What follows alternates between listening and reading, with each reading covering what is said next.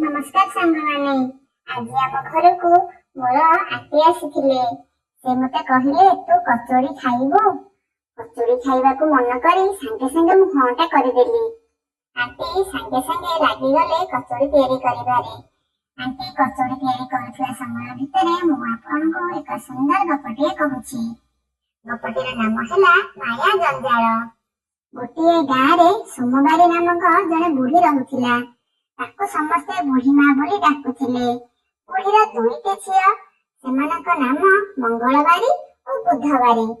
झियो मानंकु हाथ को दुई हाथ करिया पाई बुढ़ीर भारी चिंता। एथिपाई दुखरे भांगी पड़ी से लुह गड़ाउथिला।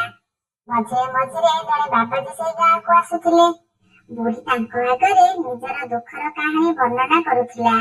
बाबाजी शुणुथिले और बुढ़ी को केवल आश्वासन दे कहूथिले, माँ समय बड़ बलवान, समय भल आसिले सब कथा ठीक हो जिवो।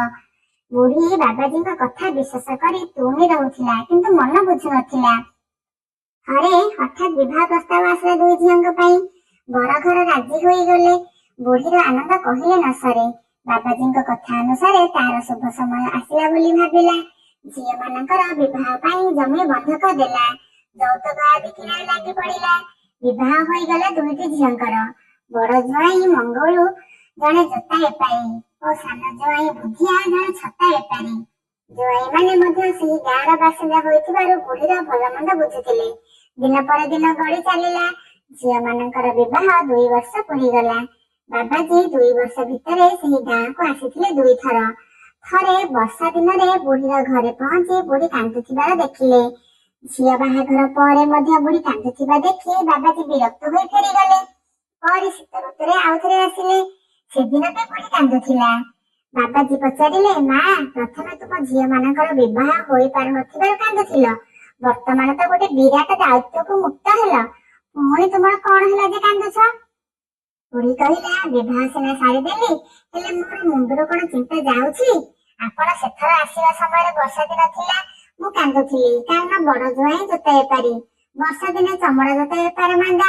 झियो जुआई किपर चलुथिले भाबी मु चिंतारे घारी हेउथिली। एई शीत ऋतुरे आपण आसी मते कांदुथिबा देखुछंती। सान जुआई छता बेपारी। शीत ऋतुरे कोन छता बिक्री हेबो?